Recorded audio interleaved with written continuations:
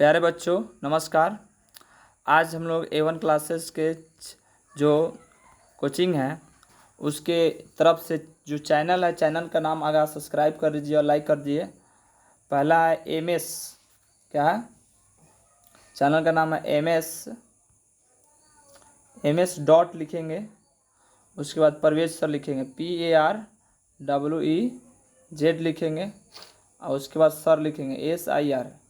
जैसे यूट्यूब पर या नेट पे या गूगल पे क्रोम ब्राउज़र पे कोई पे सर्च करेंगे तो ये आपका चैनल आ जाएगा और लाइक और सब्सक्राइब करिए। इसी तरह आपको वीडियो मिलेगा सब। जैसे आपको कोचिंग में जो है क्रैश कोर्स कराया जाए सेम टू सेम आपका वीडियो मिलेगा हर प्रतिदिन। आज मंडे है, मंडे से आपका वीडियो जो है डालना शुरू हुआ है, तो प्रतिदिन आपको इसी तरह वीडियो पाने के लिए लाइक और शेयर करते रहिए। मेरा कर्तव्य है कि आपका प्रतिदिन वीडियो चला जाए, गुजारिश है हमसे। तो हम लोग पहला जो है फिजिक्स देखेंगे, भौतिकी। तो प्रकाश, अगर आप इसमें तो टॉपिक्स नहीं है मगर अलग से हम चर्चा करेंगे, क्योंकि प्रकाश जो है भौतिकी में प्रकाश किसे कहते हैं। भौतिक प्रकाश किसे का, प्रकाश वह कारक है या किसी वस्तु को के मदद से किसी वस्तु को देखने के लिए हमें प्रकाश की ज़रूरत होती है, उसे वस्तु को प्रकाश कहते हैं। जैसे प्रकाश दो प्रकार के होता है, एक मानव निर्मित, एगो प्राकृतिक होता है।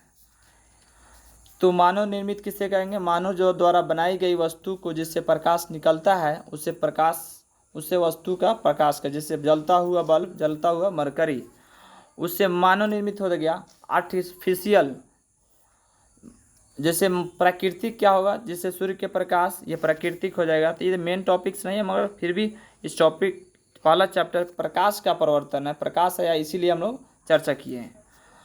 तो पहला है कि इसमें प्रकाश का प्रवर्तन, प्रकाश का प्रवर्तन किसे कहते हैं। जैसे किसी वस्तु पे, किसी भी दीवार पे या बोर्ड पे या शीशा पे टर्च बारते हैं तो जलाते हैं, तो जलाने के बाद जिससे प्रकाश जाती है और जाने के बाद वो प्रकाश लौटती है, लौटने के माध्यम को क्या बोलते हैं, प्रकाश का प्रवर्तन। तो इसमें प्रकाश का प्रवर्तन हम लोग देख लिए। इसमें मेन पॉइंट्स देखेंगे, क्योंकि यह क्रैश कोर्स चल रहा है आपके लिए। VVI ऑब्जेक्टिव्स और VVI पॉइंट्स ही पढ़ाया जाएगा। तो प्रकाश के प्रवर्तन हम लोग बेहद ज़रूरी है, ज़्यादा एग्जाम में पूछता है। किरणों के समूह को क्या कहते हैं, ये किरणों के समारोह को क्या कहते हैं। किरणों के समूह को किरणपुंज कहते हैं। किरणपुंज 3 प्रकार के होता है, अपसारी किरणपुंज, समांतर किरणपुंज और अभिसारी। अब इसको समझेंगे हम चित्र बना के। अपसारी किरणपुंज किसे कहते हैं, एक बिंदु से निकलकर फैलती हुई माध्यम को प्रकाश का अपसारी किरणपुंज कहते हैं। और समांतर किरणपुंज एक बिंदु से निकलने के बाद, बहुत सारा बिंदु से निकलने के बाद एक सीधी दिशा में गमन करती है प्रकाश, उसे समांतर किरणपुंज कहते हैं। अभिसारी वैसे एक बिंदु पर आकर मिलती है, उसे क्या बोलते हैं, एक बिंदु पर आकर मिलती है उसे बोलते हैं अभिसारी किरणपुंज। नेक्स्ट देखेंगे हम लोग टॉपिक्स पारदर्शी और पारभासी। पारदर्शी किसे कहेंगे, एक कांच हो गया, मान लीजिए इस कांच को जो है एक कोई प्रकाश जो है गुजारेंगे तो पूरी तरह से प्रकाश क्या हो जाएगा, आर पार हो जाएगा, उसी को क्या बोलेंगे, पारदर्शी। जैसे कांच हो जाएगा, शीशा हो जाएगा, उसके पानी हो जाएगा, हवा भी हो जाएगा। अगला जो टॉपिक है पारभासी क्या है। पारभासी का मतलब एक कांच कोई भी सामान है जिससे प्रकाश क्या हो जाएगा, थोड़ा सा आर पार हो और थोड़ा सा ऑब्जर्व हो जाए, उसी को क्या बोलेंगे, पारदर्शी। जैसे एक कागज़ लेंगे और कागज़ में तेल लगा देंगे तो कुछ प्रकाश आर पार होगा, कुछ प्रकाश आर पार नहीं होगा। जैसे आप कुहासा देखिए, ठंडी के मौसम में कुहासा लग रहा था जिसके वजह से प्रकाश कुछ आर पार होता है, कुछ नहीं होता है। अपारदर्शी, जिससे प्रकाश आर पार न हो उसे अपारदर्शी कहते हैं। अब प्रकाश का प्रवर्तन कितने नियम होते हैं, तो प्रकाश के प्रवर्तन के नियम 2 होते हैं। या प्रकाश के प्रवर्तन किसे कहेंगे, तो पहले टॉपिक में बताए हैं, प्रकाश किसी वस्तु से टकराकर वापस लौटने के माध्यम को क्या बोलेंगे, प्रकाश का परावर्तन बोलेंगे। प्रकाश के प्रवर्तन के नियम कितने होते हैं, तो 2 होते हैं। यहाँ ध्यान लिखा हुआ PDF में आप प्लस इसको समझिए, समझना ज़रूरी है क्योंकि इसका चित्र से समझेंगे हम लोग। एक समतल दर्पण है, एक समतल दर्पण को नीचे के तरफ से क्या करेंगे, कलई कर देंगे, कलई मतलब रंग देंगे।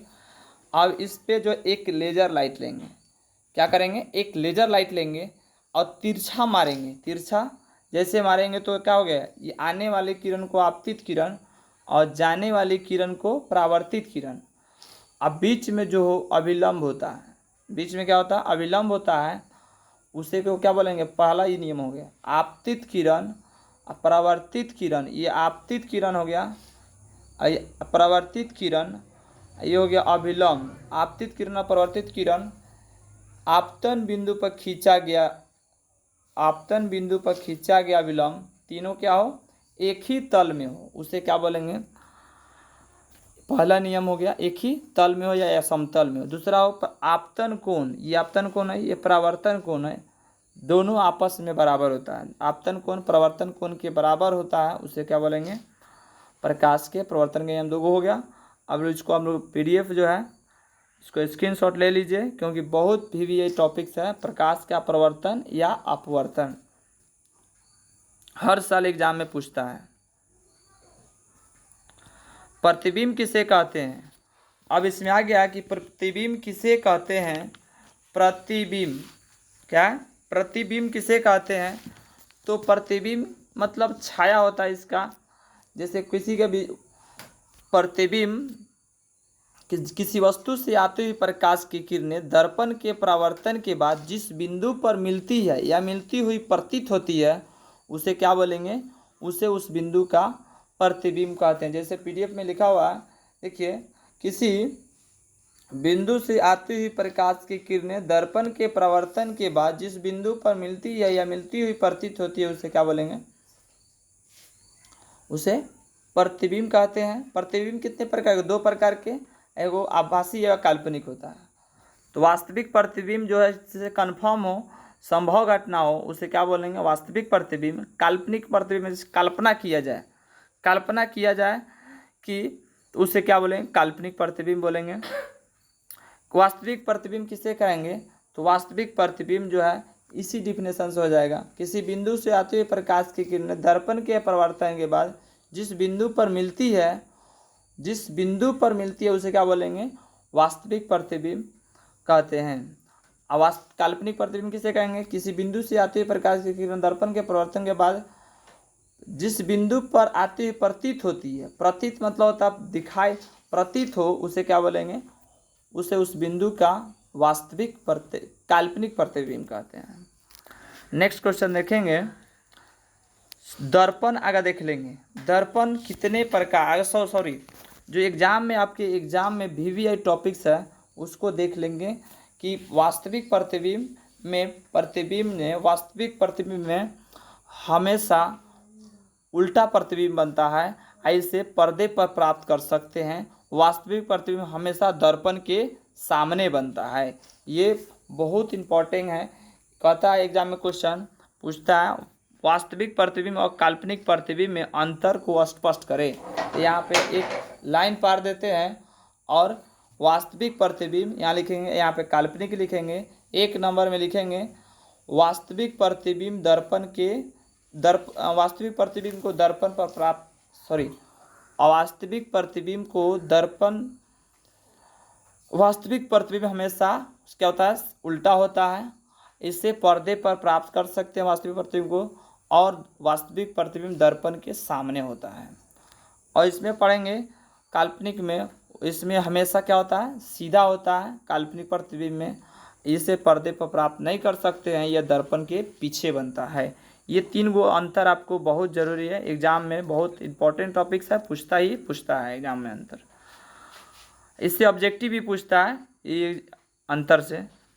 तो उसके बाद जो हम लोग देखेंगे समतल दर्पण द्वारा बने प्रतिबिंब की विशेषता को लिखे। समतल द्वारा दर्पण, समतल दर्पण का मतलब हुआ आपके घर में जो आईना लगा रहता है वो समतल दर्पण है।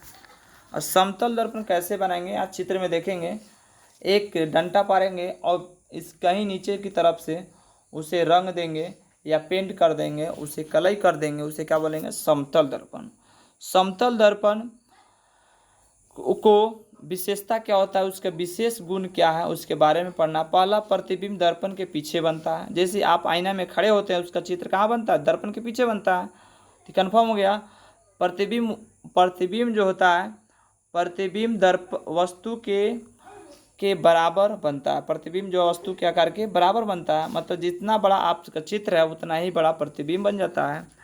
अगला क्वेश्चन जो है ये कंफर्म हो गया। उसके बाद प्रतिबिंब क्या पार्श्व रूप से उल्टा होता है। प्रतिबिंब में पार्श्व रूप से, जैसे आईना में आप कोई भी संख्या लिखिएगा, जैसे R बड़ा लिखिएगा तो वह प्रतिबिंब आपको दिखाई देगा उल्टा, ऐसे दिखाई देगा। तो ये प्रतिबिंब पार्श्व रूप से उल्टा दिखाई देता है। ये समतल दर्पण में प्रतिबिंब हमेशा सीधा बनता है, ऐसे पर्दे पर प्राप्त नहीं कर सकते हैं। 3 गो विशेषता या 5 विशेषता बहुत ज़रूरी है आपके एग्जाम के लिए। गोलीय दर्पण किससे कहते हैं या कितने प्रकार के होते हैं, हम लोग ध्यान देंगे। तो गोलीय दर्पण जो उस दर्पण को कहते हैं जिससे परावर्तक सतह किसी खोखले गोले का भाग हो, किसी परावर्तक सतह खोखले गोले का भाग हो। यहाँ लिखा हुआ है देखिए, गोलीय दर्पण उस दर्पण को कहते हैं जिसकी परावर्तक सतह क्या हो, किसी खोखले गोले का भाग हो। यह मुख्यतः कितने प्रकार के होता है, 2 प्रकार के, उत्तल दर्पण और अवतल दर्पण। गोलीय दर्पण का चित्र देखिए क्या है, कैसे होगा। गोलीय दर्पण मतलब एक फुटबॉल के आकार का होगा। ये गोलीय दर्पण है, ये बाहर से जो कलई कर दिया जाता है तो अवतल बन जाता है, अंदर से कलई कर दिया जाता है तो क्या बन जाता है, उत्तल बन जाता है। तो उसके बाद जो है इस यहाँ पे P होता है, P मतलब ध्रुव।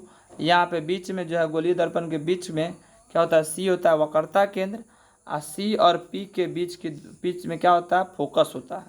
तो इसको हम लोग नेक्स्ट इसी में देखेंगे अगला क्वेश्चन में।